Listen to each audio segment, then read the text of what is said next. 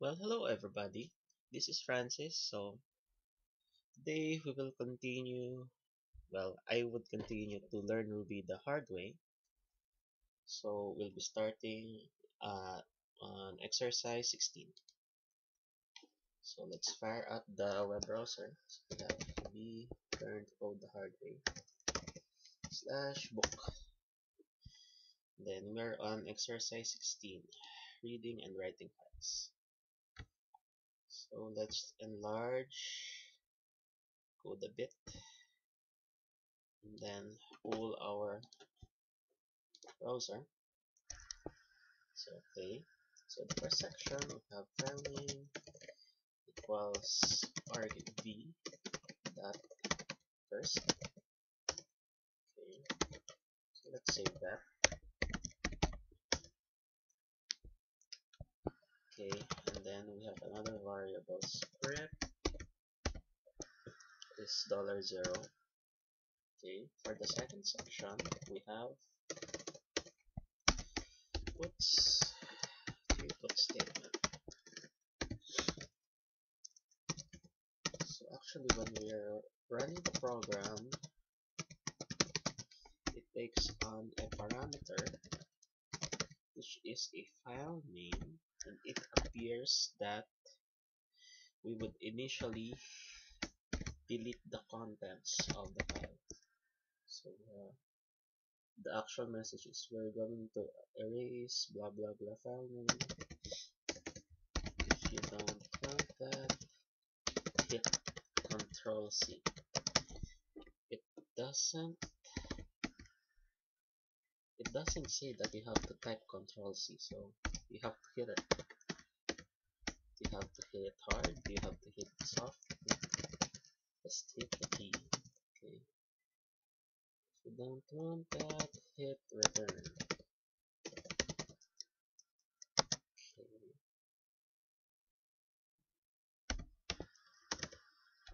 Next, for the third section, we have a prompt, and then we have an input which is stdin.gets.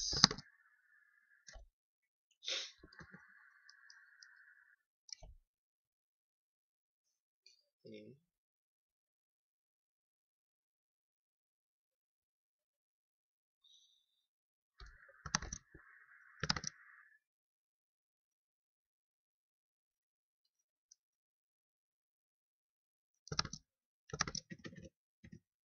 Okay, for the next part, we have puts, and then open the file. Okay.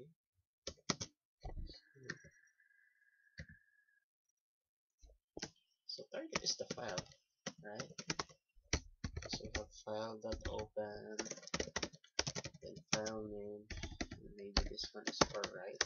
W is for write.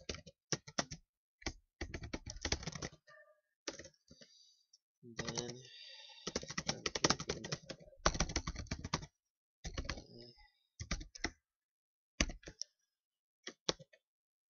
Okay, so this is the deletion part.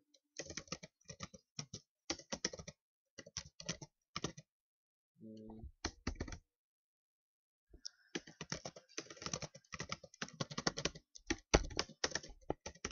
okay, next section, it prompts the user for 3 lines, and I guess it writes the contents of the file.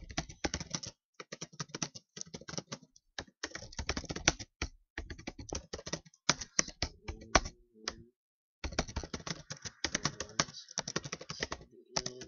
yes. It would be nice though if I would be able to find an IDE for Ruby that would give me an autocomplete just like in C# in Visual Studio 2010.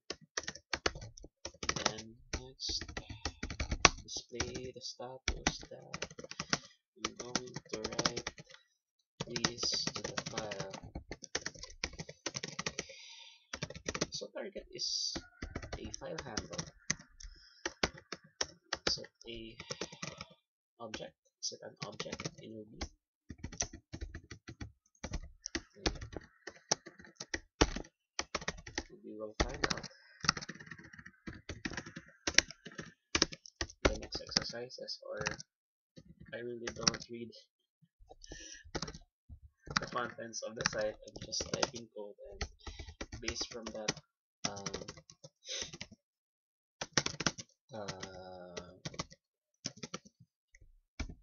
I would run it and analyze its behavior. Okay, so yes, we're done. And then, okay, we have a text file called test.txt. So just fire up the command prompt and run as is. So we have Ruby exercise 16 test.txt. Okay. So if you want, okay, oh, we have an error here in printing. So okay, we have an XSU, ladies and gentlemen. Guess I'm too busy reading spelling errors. Okay, there are no spelling errors. Okay, so I first noticed when I hit return, it just um, exit the program. Oh, it doesn't. Okay,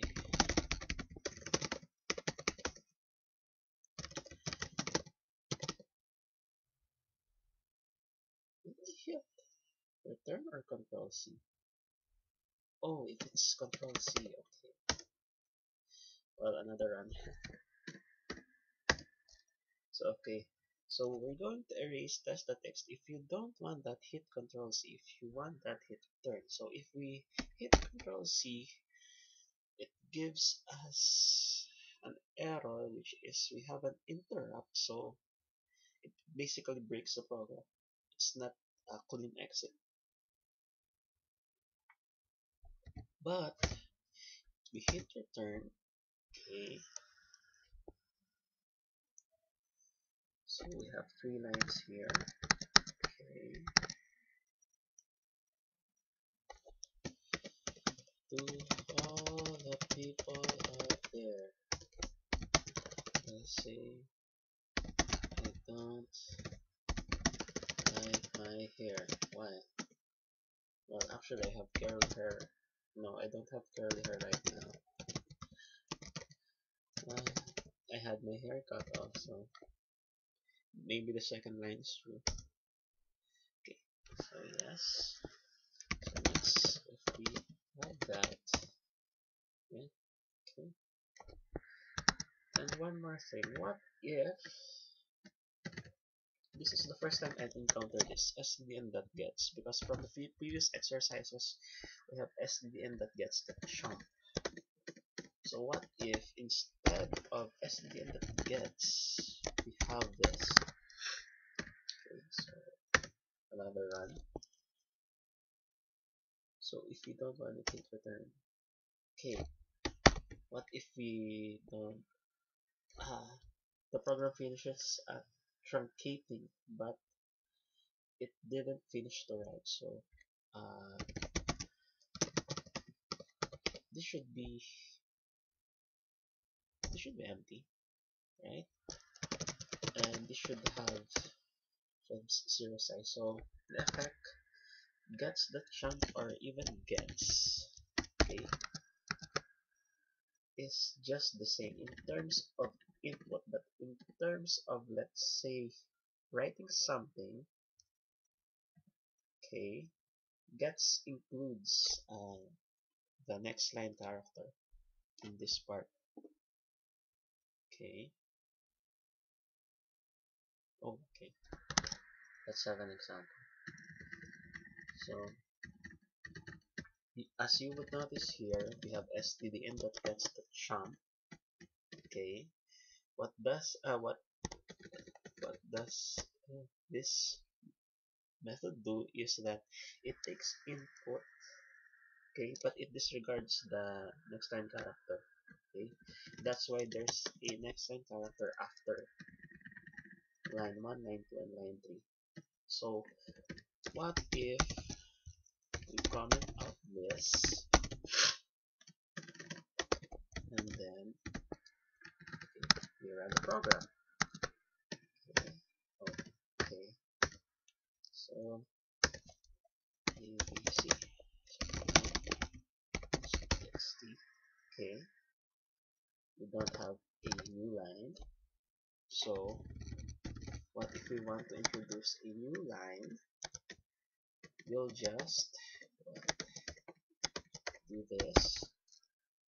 But in effect, if we have std and gets are the values from the keyboard input stored in lines 1, 2, and 3. Let's find out. So okay, we have XYZ. Okay,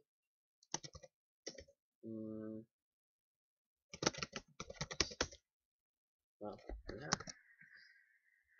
So in effect, this code we commented out the right the new line, and instead of gets.jump we didn't use the method jump. This program is just equivalent to this one. So in effect, it's really good if we are to experiment what the program really does. So I guess exercise 16. Okay, we'll end it, and we proceed to the next exercise. Okay, more graphs. Okay. So okay,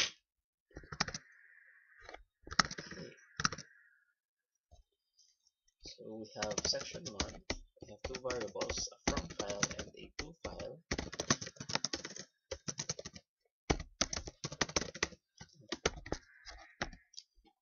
I'm really curious what the script this script does. What if we comment out this one?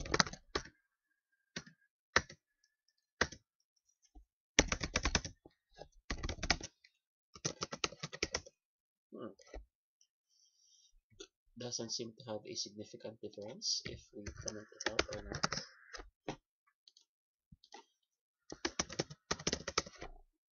That is,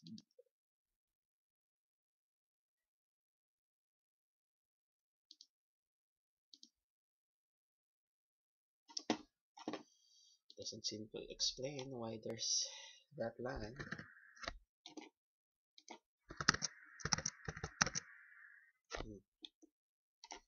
But what if we Google it?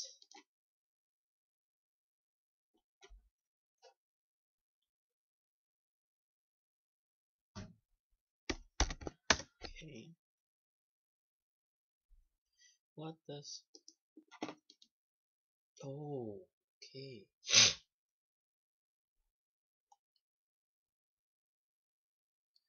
So is the global variables.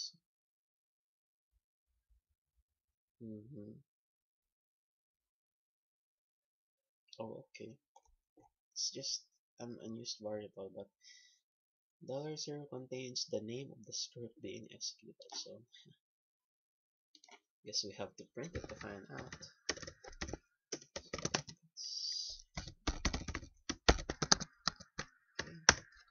Okay. Yeah, I guess that's it. It's just an unused variable. Okay, but anyway, it's just one line, so let's leave it there.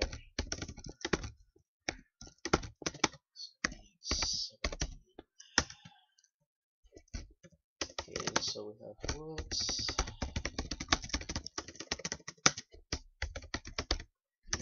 From sorry, I really have a bad cold right now.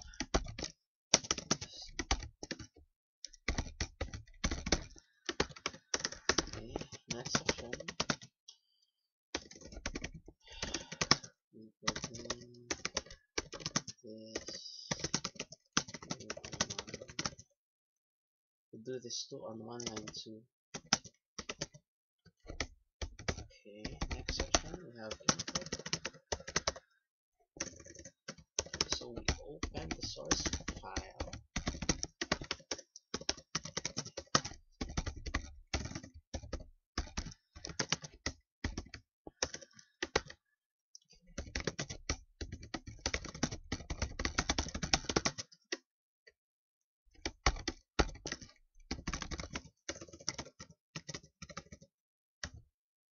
Okay, this first displays the number of bytes. Or, excuse me. I'm sorry. Okay, next, put the message. Does the output file exist? File that exists. Okay.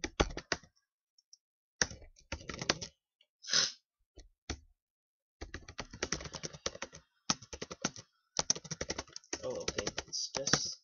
Maybe it's just a message telling the user if the file exists. Okay. Yeah. We have,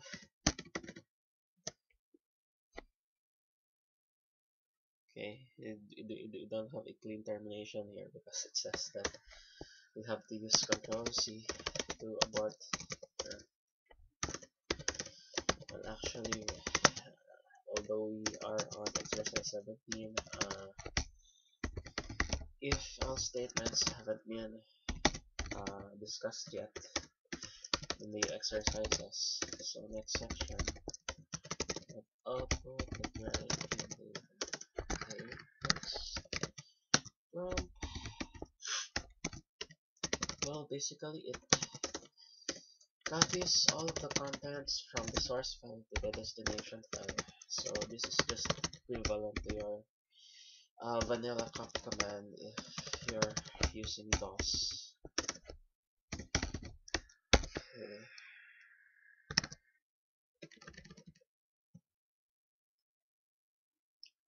Oh, no, okay. Let's just open. Let's restore the state, the input file to the previous exercise, rather.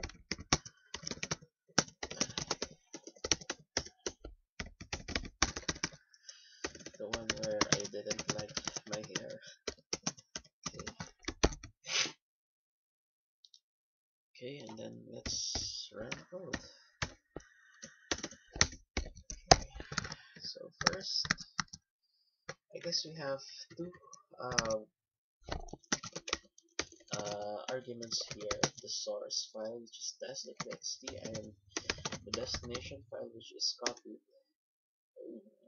Okay. Error on line 12.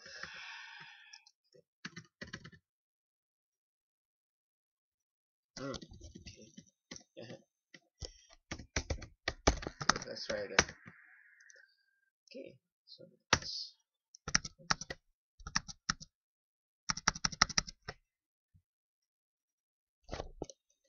it says here cat. Okay, so assuming he types in Linux. Okay. Seems to be working, so let's proceed with the next exercise. So next exercise is all about names, variables, codes, and functions. Well, I guess uh,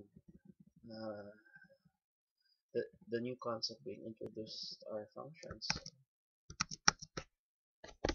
Let's have that. So first section. Okay.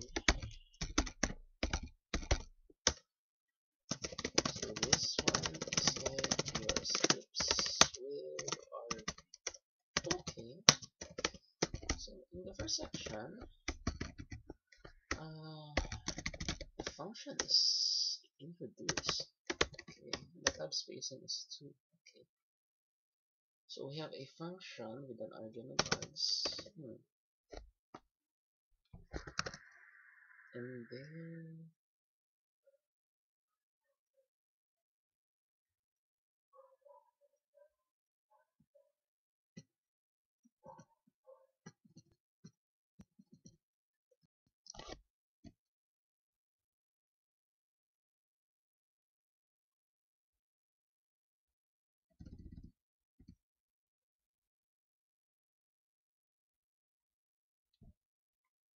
okay, wait a second.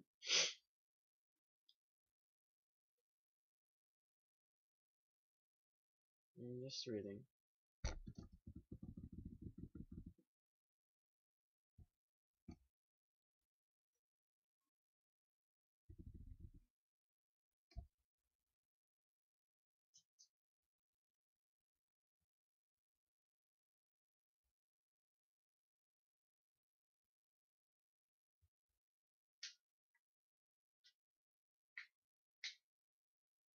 Hmm.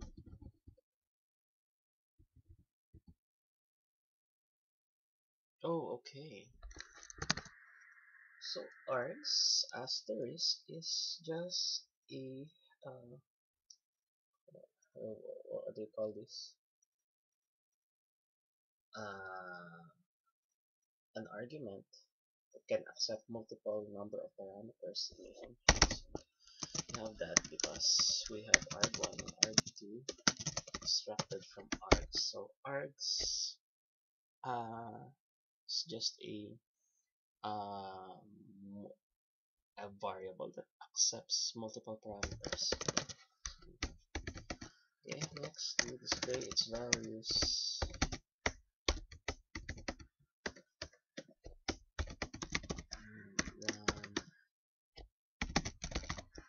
One, two,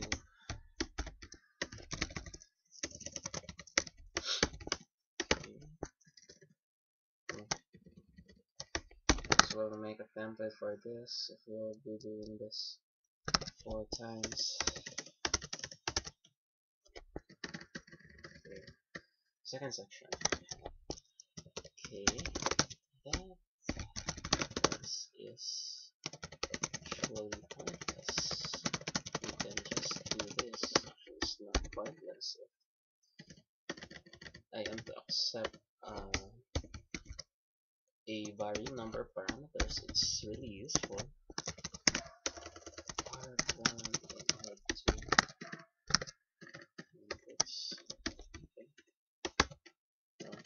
It gives this section by one line. Next, this is space.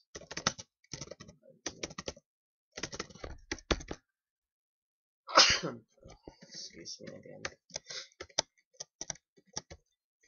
Okay, so we have puts one.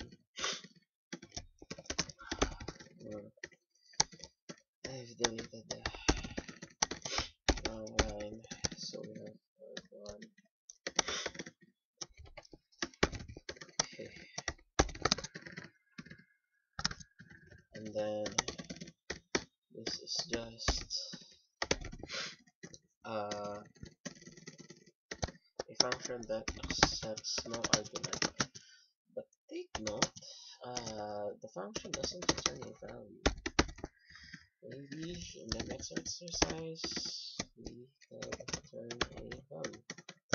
So if it doesn't accept a value, we just have this, okay, an empty parameter.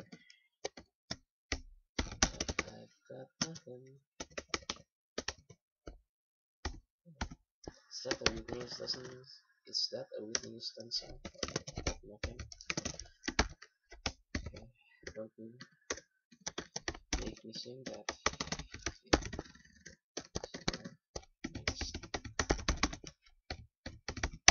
we have function puts2 again. 1.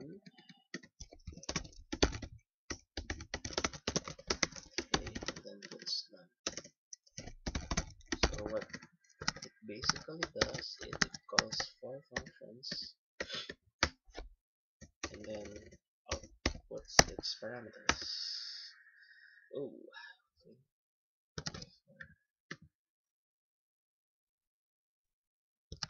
Hmm, something's wrong. Okay,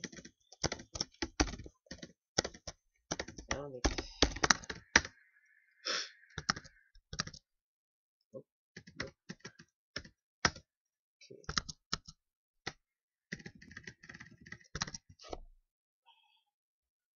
Mm-hmm.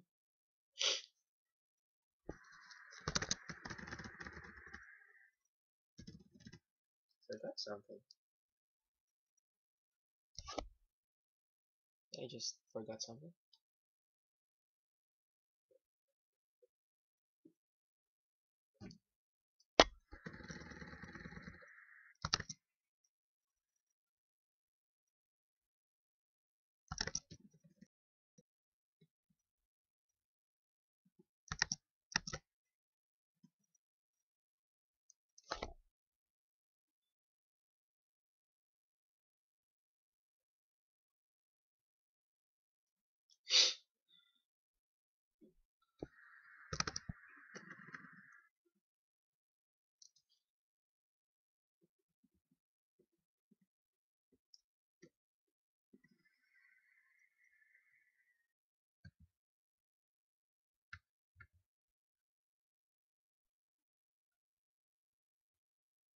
You know what's weird? Is that we have a quote here, but there's no single quotes here, and there's no single quotes here. That's weird. I guess if we are to um, conform to the output, we have to place this one, right?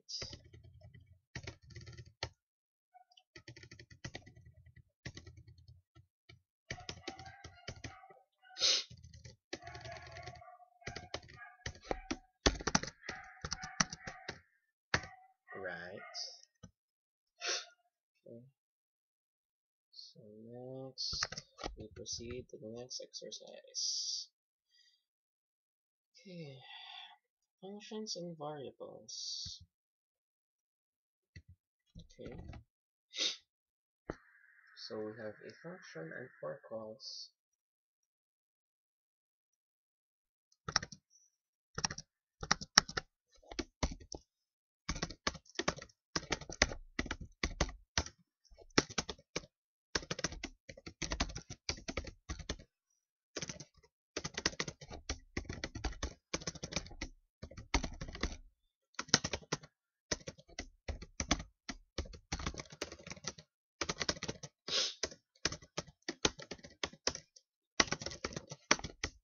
Okay. So we have 5 put statement here. Display the cheese count.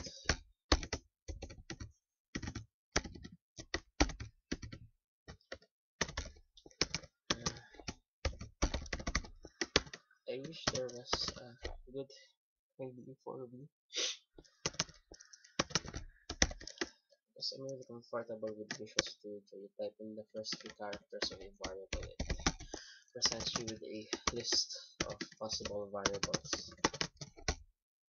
Okay, process display the number of markers.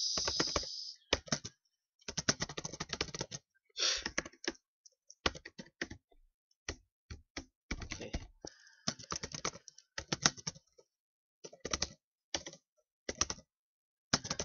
whatever number of cheeses and number of crackers function gets, it always display. Man, that's enough for a party, even though maybe the input would be 0 or negative. Oh, okay. This is just a new line. Okay, length.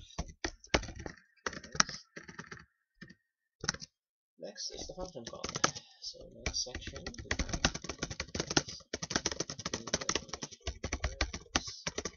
directly choose and increase.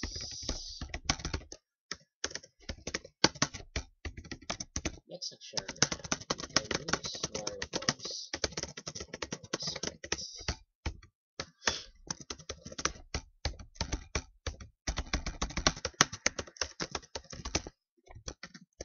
Okay.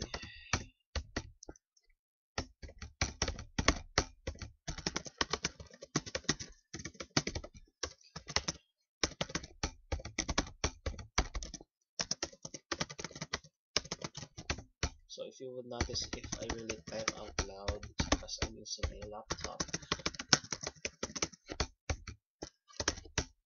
I would like to have an IBM Model M or similar keyboard though.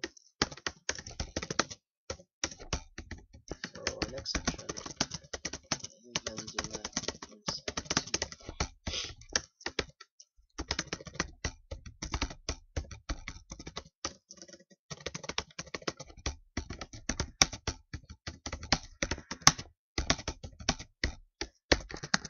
Okay.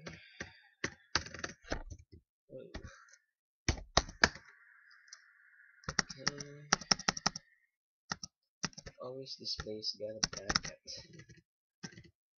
Okay, so we have 20, 30, 10 and 50, 30 and 11. Oh, wait. I forgot the last section.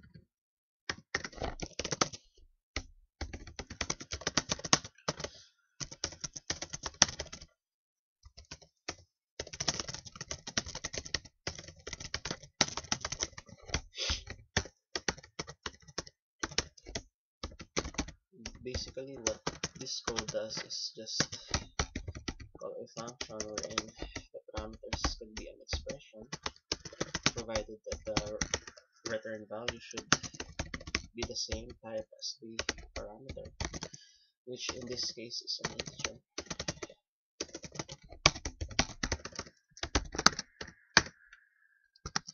And then the last one is 110 and 1050. Actually, this one is wrong. You know why? Because there should be a blank line after the last call. Yeah. Okay. Next, after this one, we should end the video, and I'll just create another set.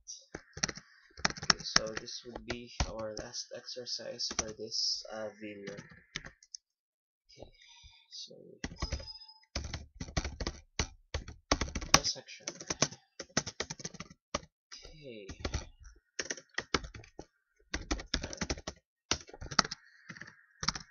Okay. Next, we have two functions: print r, which I guess takes in a file handler, and then rewind, which has rewinds a pointer or reference to a file in the beginning. Set. This sounds, if you do see, this sounds awfully familiar. Okay, next function we have print a line, which takes on a variable line count, which I guess it's an integer. Then we have,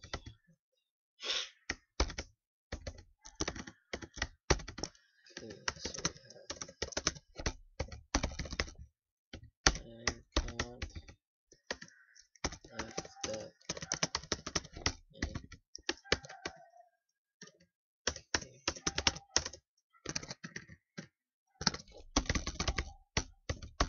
And next section we have file open.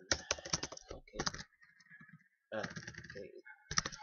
So what the program does, it gets parameter from the command line, and it opens the file. So let's print the first message. Let's print the whole file. Okay, it prints the whole file line by line, I guess.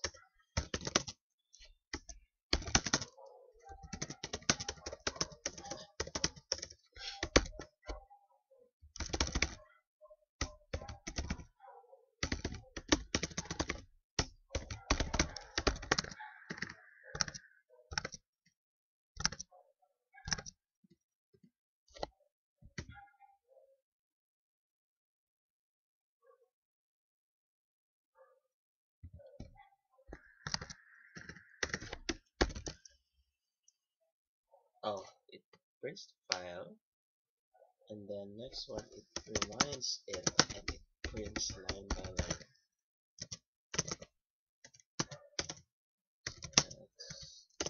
Rewind.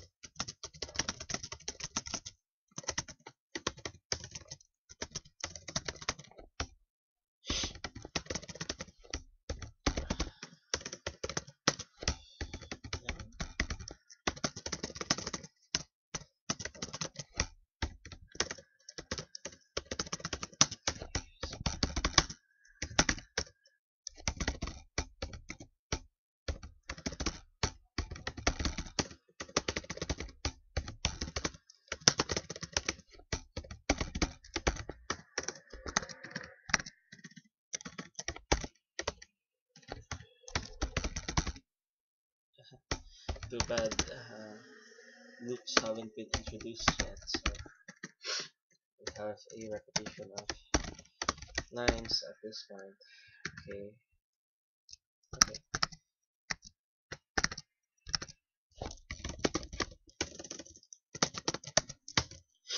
okay. So let's run.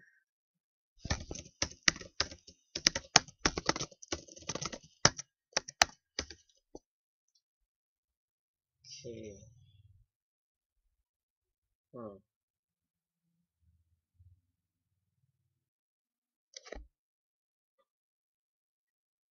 I guess there's a new line. There should be a new line for this one, right?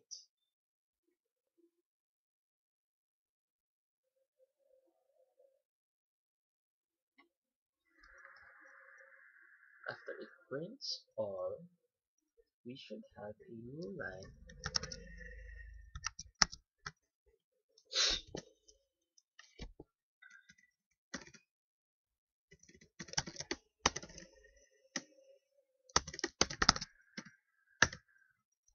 Okay.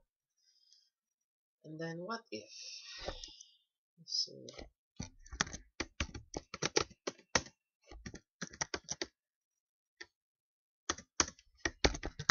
We have this. It's an error. Okay.